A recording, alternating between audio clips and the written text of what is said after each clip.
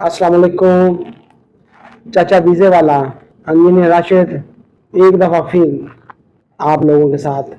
पिछले 2 महीने से हर तरफ एक शोर मचा हुआ था, लोग परेशान थे, ऑफलोडिंग के मसाइल चल रहे थे। ये कुछ मिसकम्युनिकेशन भी थी, कुछ और भी वजूहात हो सकती हैं, लेकिन अल्लाह का शुक्र है कि हमारे हुकूमती इदारों ने इस पे तवज्जो दी और एक वाज़ेह हदायत के साथ जाने वाले लोगों के लिए भी बताया गया कि कौन सी चीज़ें या कौन से डॉक्यूमेंट्स आपको चाहिए ताकि आपके लिए एयरपोर्ट पर जाने के लिए परेशानी का बायस ना बने। काफ़ी लोगों का नुकसान भी हुआ, लेकिन उसकी भी कुछ वजूहात हैं जो कि मैं अपनी वीडियोस में बयान करता रहा हूँ। हम लोगों ने भी, यानी इमिग्रेंट जो लोग यहाँ से बाहर जाते हैं, उन लोगों ने भी यहाँ पर गलत तरीके इस्तेमाल किए बाहर जाने के लिए, जो कि मुल्क की बदनामी का बायस बने। उसमें फिर जब सख्ती हुई तो फिर कुछ जनरल किस्म के लोग जो जाना चाहते थे वो भी फंस गए। तो बच्चों, अब अगर आप बाहर जाना चाहते हैं, एयरपोर्ट पर जाएं, तो आपके पास अगर तो कागजात मुकम्मल हैं तो फिर कोई आपको नहीं रोकेगा। और ये पिछले 8-10 दिन से बिल्कुल ऐसे ही हो रहा है। आप मेरी ये वीडियो देखें और नोट कर लें, आपने जब एयरपोर्ट जाना है, आपके पास कंपनी का दिया गया ऑफर लेटर, अगर सऊदी जाना है तो उसको कहते हैं अकद अमल अरबी में, या ऑफर लेटर। उस ऑफर लेटर के ऊपर कंपनी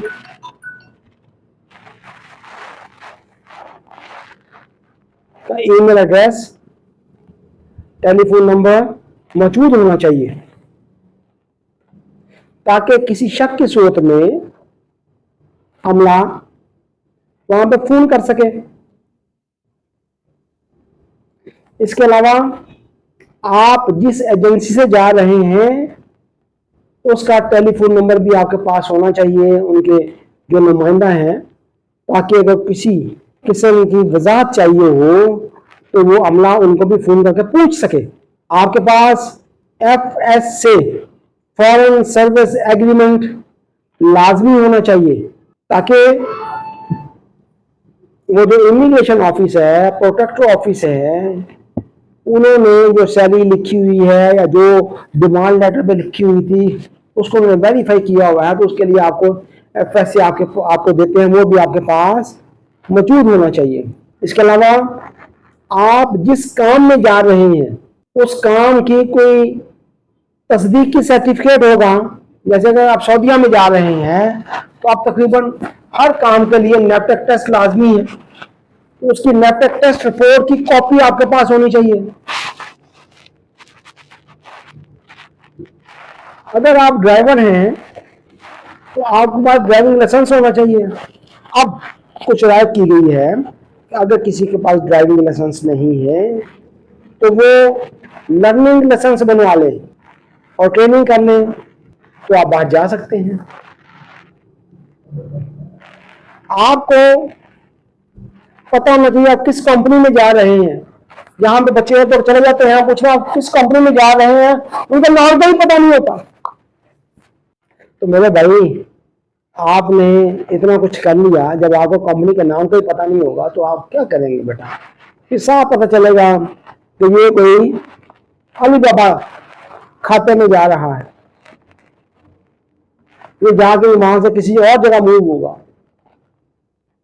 आपको कंपनी का नाम, आपकी जो तनख्वाह है वो, किस शहर में आपने जाना है, कंपनी हेड ऑफिस कहाँ पे है, ये आपको पता होना चाहिए।